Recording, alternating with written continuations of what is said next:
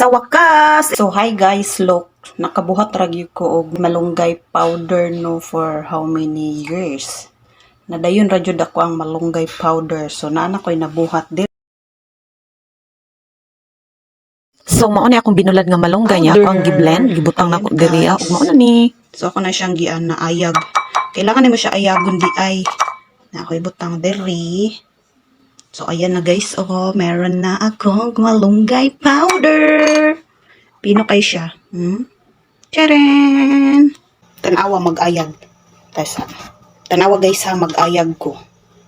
Ayagon ako. Bilis. Tapos, so, anaon dahil siya. O, diba nakita niyo na guys, na inatagak. So, finally, kabuhat ragyod kong malunggay powder. So, perfect. So, ikaupat na ko ning try og buhat og malunggay powder guys. Karon ragyod na perfect. Kay, init man dili katong magbuhat ko. Perminti mo ulan. So, dapat di ay magbuhat ka og malunggay powder. Dapat ang season, init.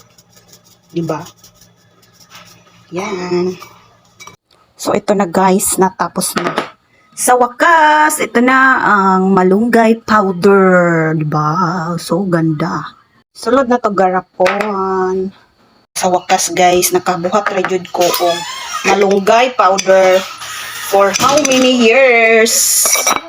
4 times ko nagsigig buhat aning malunggay powder. Karon ra gyud na perfect ang ating gawa. Diba? Dami. Maraming magagawa nito. Pwede ka mag-tea, sago sa sudan, healthy pa, reserve.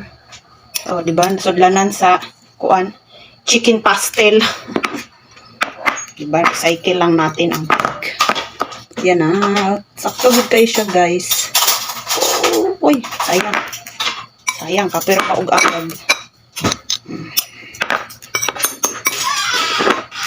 Ito.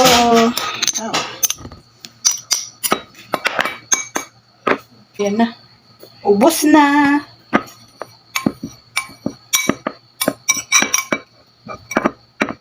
Yan. Ito na. O, diba guys? Buhat na taog malunggay powder.